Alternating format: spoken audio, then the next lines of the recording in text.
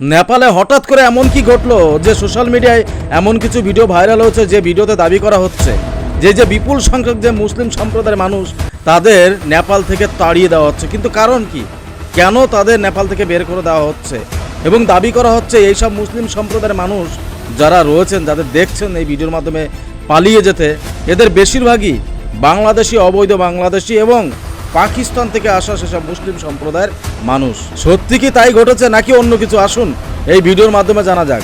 আপনারা জানেন এই পবিত্র শ্রাবণ মাসের এই সময় মহাদেবকে উদ্দেশ্য করে মাথায় জল ঢালার জন্য কিছু ভক্ত বেরিয়েছিলেন যাত্রাপথে, এবং সেখানে ভক্তিগীতি গান বাজানো হয়, এবং সেই গান বাজানোকে কেন্দ্র করে কিছু শান্তি বাহিনীদের অসুবিধা হয়।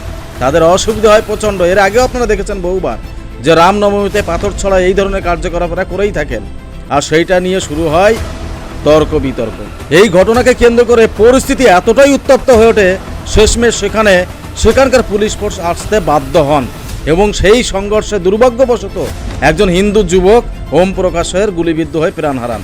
ব্যাস, এর পরপরই নেপালের সমস্ত হিন্দু সংগঠন রাস্তায় নেমে প্রতিবাদ করতে শুরু করেন। তার পরপরই এই পরিস্থিতি ধীরে ধীরে পুরো এলাকায় ছড়িয়ে পড়ে এই ব্যাপক উত্তেজনা। তার পরপরই এই ভিডিওগুলো ভাইরাল হতে দেখা যায়, যেখানে দেখা যাচ্ছে একটা বিপুল সংখ্যক মুসলিম সম্প্রদায়ের মানুষ, বেশিরভাগই সেখানকার নেপালের সাধারণ মানুষ দাবি করছেন যে এইসব বাংলাদেশে অনুপ্রবেশকারী অবৈধ এবং পাকিস্তান থেকে আসা কিছু অবৈধ মুসলিম সম্প্রদায়ের মানুষ নেপালকে অশান্ত করার পরিবেশ তৈরি করার চেষ্টা তৈরি করছেন, এবং তাদেরই বের করার প্রক্রিয়া শুরু করে দিয়েছেন নেপালের সাধারণ জনগণ।